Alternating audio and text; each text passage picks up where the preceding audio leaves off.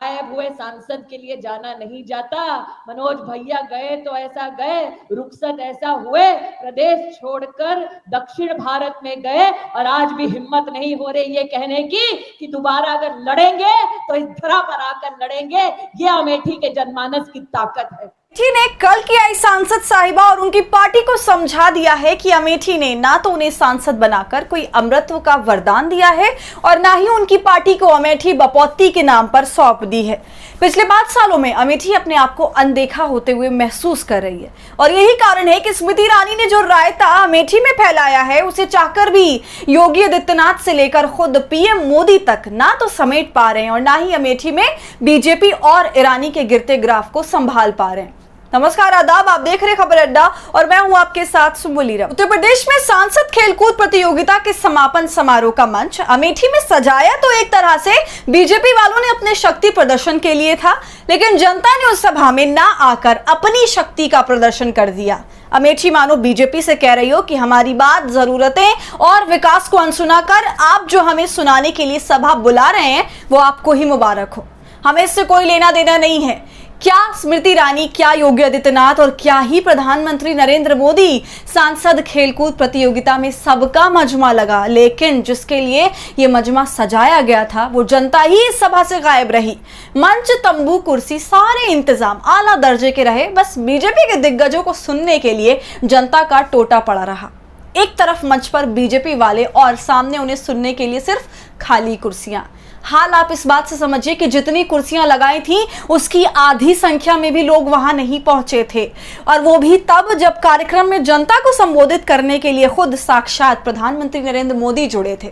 और जब नरेंद्र मोदी के सुनने के लिए अमेठी की जनता तैयार नहीं है, तब आप समझ सकते हैं कि स्मृति ईरानी में और उन्हें सुनने में कितनी ही दिलचस्पी अमेठी के लोगों के अंदर बची हुई है। पहले आप उस कार्यक्रम का नजारा देख लीजिए जिसकी हम बात कर रहे हैं, फिर हम आगे आपको बताएंगे कि बीजेपी पर कांग्रेस ने किस तरह से चुटकी ली।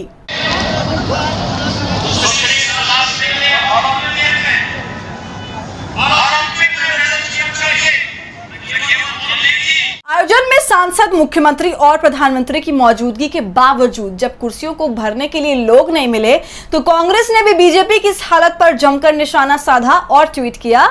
जोगी बाबा आज अमेठी पहुंचे थे, मौका था सांसद खेलकूद प्रतियोगिता के पुरस्कार वितरण का।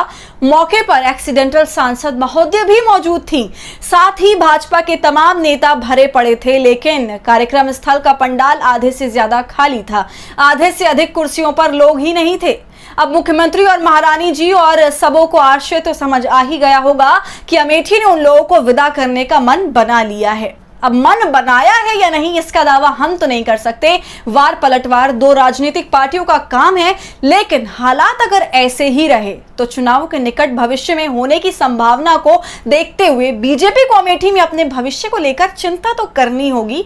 और खासकर स्मृति ईरानी को अगर उन्हें यह साबित करना है कि अमेठी की जनता द्वारा चुन लिया जाना कहीं से भी एक्सीडेंटल घटना नहीं है, और वो भी तब जब स्मृति ईरानी की अब तक की पूरी राजनीति ही अमेठी और राहुल गांधी केंद्रित रही है। अमेठी ईरानी के लिए वो बैच है जिसके बिना उन्हें राजनीति में कोई जानता हो, और उनकी पार्टी भी अमेठी हाथ से निकलने पर उनसे किनारा करने में देर नहीं लगाएगी। इसलिए अपनी तुनक मिजाजी और एंग्री वुमन एटीट्यूड को एक तरफ रखकर स्मृति ईरानी को एक बार फिर सोचने की जरूरत है कि अमेठी का दिल जीता कैसे जाए, क्योंकि 2024 से पहले ये कुर्सियां ऐसे ही खाली रही तो फिर अमेठी में बीजेपी के लिए वोटों का अकाल पड़ जाएगा और वो ईरानी के राजनीतिक वनवास का भी कारण हो सकता है।